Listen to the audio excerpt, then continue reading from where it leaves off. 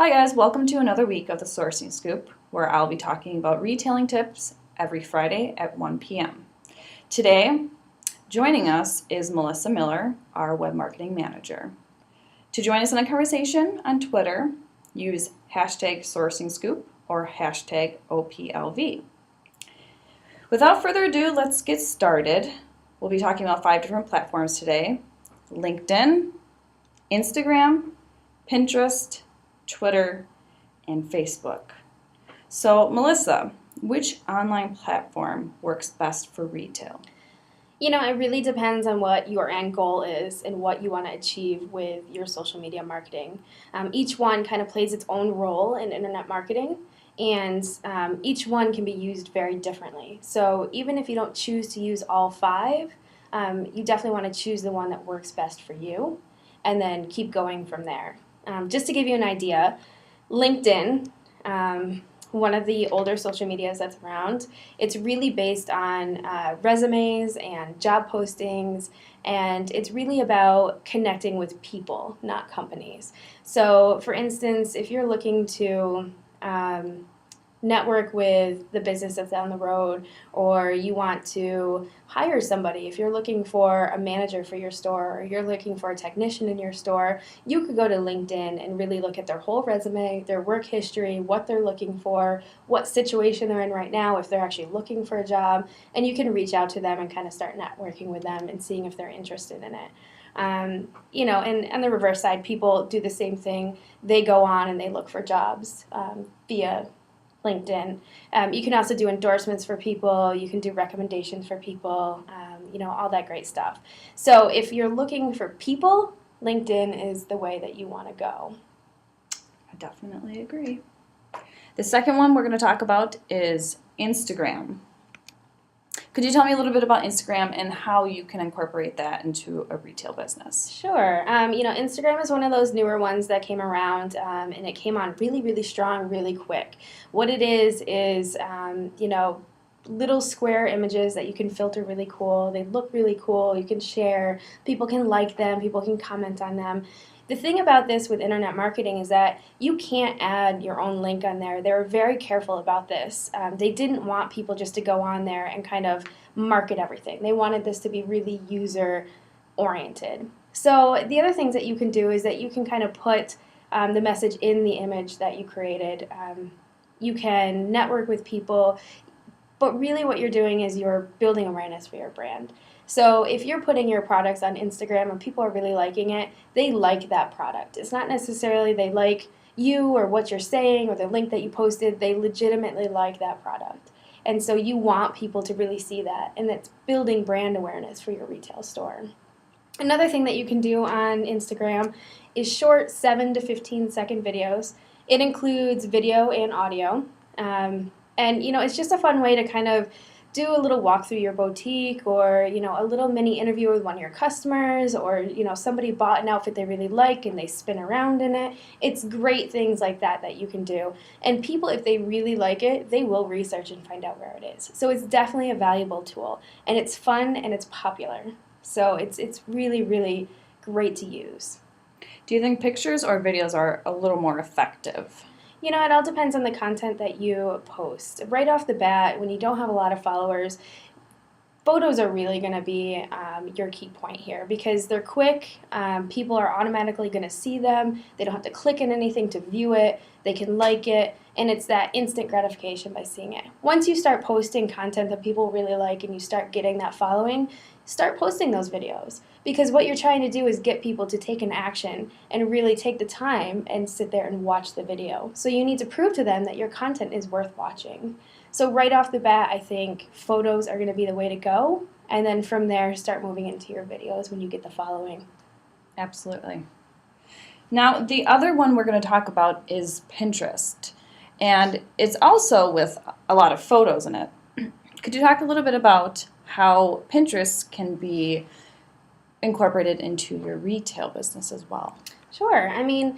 Right now, a lot of people are very, very familiar with Pinterest. The 2 top categories are food and women's apparel, with do-it-yourself tutorials coming right up behind it. It's very popular. Pinterest is one of those evergreen social medias. what that means is that I quickly see an image, I quickly see the headline, I like what I see, I just don't have time to look at it right now, I want to save it for later. So literally, you're pinning it to a board, just like you would with a cork board in real life. What you want to make sure that you do is your description is really good. You want people to see that headline, see the description, see that it's something that you like, and they want to pin that. Now, the cool thing about Pinterest is that every time somebody pins it, even if they don't read it right away, even if they don't look at it, each time somebody pins one of your pins that you've done, it actually counts as a view on your webpage. And what that does is it kind of gives you a little bit more relevance in the search, and it's just going to help boost your website a little bit. It's great for e-commerce. You can post directly from your e-commerce site. It'll actually post the price right there for you. If you update your price, it'll update it for you. And it'll track. You have analytics in Pinterest where you can track if somebody says, ooh, I really love that shoe. I really want to buy it. I click on it, I go to the site, I buy it. You look in your analytics, you're going to see that return on investment of using Pinterest. And like I said, being one of the top 3 categories that's the most popular is fashion. That's the things that are going to be pinned the most, shared the most, looked at the most. It is already built for you to be a really great platform. And I hear a lot about giveaways. So how can you incorporate that into Pinterest? Yeah, there's a couple different ways that you can do this. Giveaways are great because, well, everybody loves free stuff. So, say a store down the road is actually going to give away a scarf if you walk in their door. Or if you purchase a $20 item, you get a free scarf. Lots of people are going to want to go down there and spend money in your store to get that free scarf. So what you do is you actually pin it on Pinterest. And what that does is it creates your network. And it just grows and grows each time somebody pins it. And since they actually have a category for giveaways on Pinterest, you can actually tag that. And so anybody can go on there and anybody can see the giveaway that you're giving. And again, it just builds brand awareness, gets people to your site, and really starts giving people an idea of what your store is like and what kind of products you actually sell. So giveaways are a great way to do it. Another way is a pin it to win it. It's exactly what it sounds like. What they're trying to do is they're getting people to pin a pin. They're getting that reference, that referral to their site, and that's generated by pinning somebody else's pin. So, like in this situation, you pin it, you have a chance to win this mixer. So what they do is they ask you to pin it to one of your boards, and what that does is that pin now reaches all of your followers.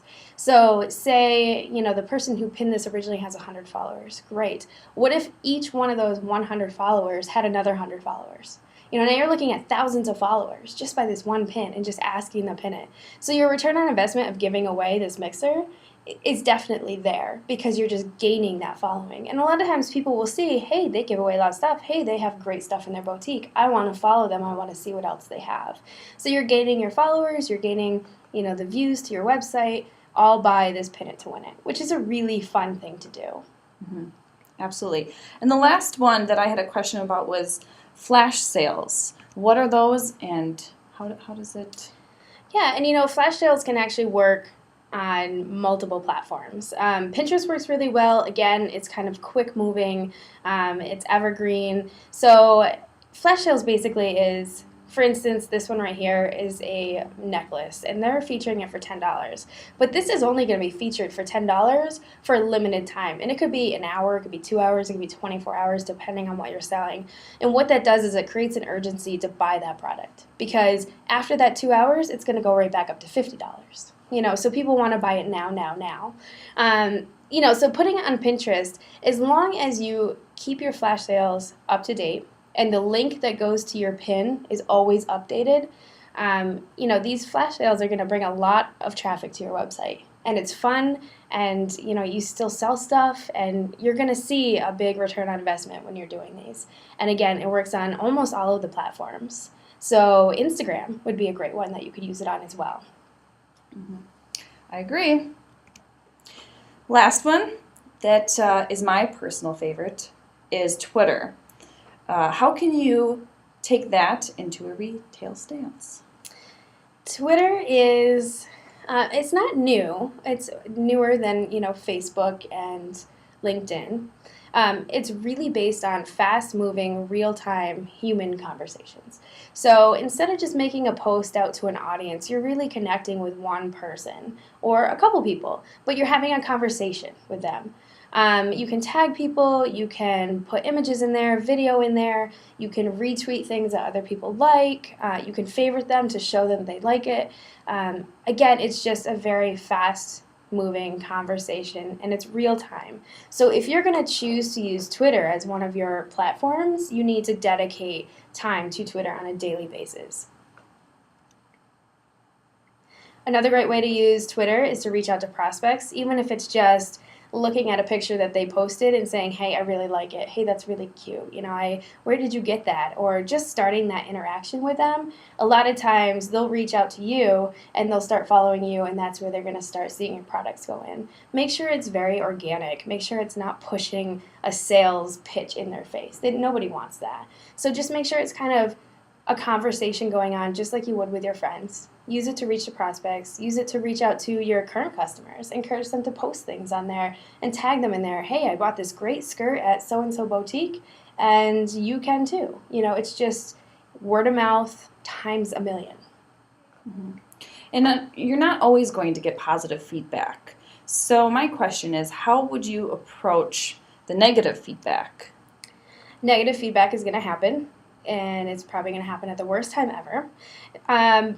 But basically what you want to do is you want to make sure that you're there to talk to them. You're not talking to them in a cookie-cutter way.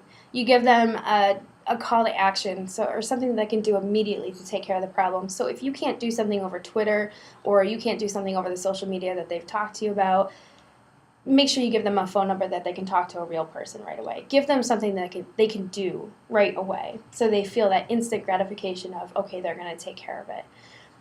And negative reviews actually can be used as a marketing tool, and I know that sounds crazy, but what happens is that instead of just an email or a phone call with 2 or 3 people that you're dealing with, when somebody posts a negative review, say on Twitter, right off the bat, it has a potential of 1,000 people looking at that review of your company.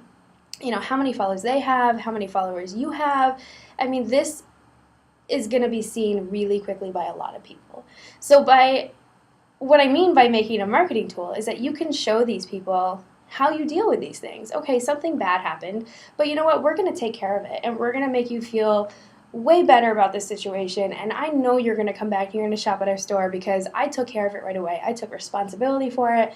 We corrected the problem, and you know what? My customer is happy again, even though this happened. And what you're doing is you're reversing that, and you're showing people, hey, bad stuff happens, but we're going to treat you this way too if it happens. So you have no worries shopping at our boutique.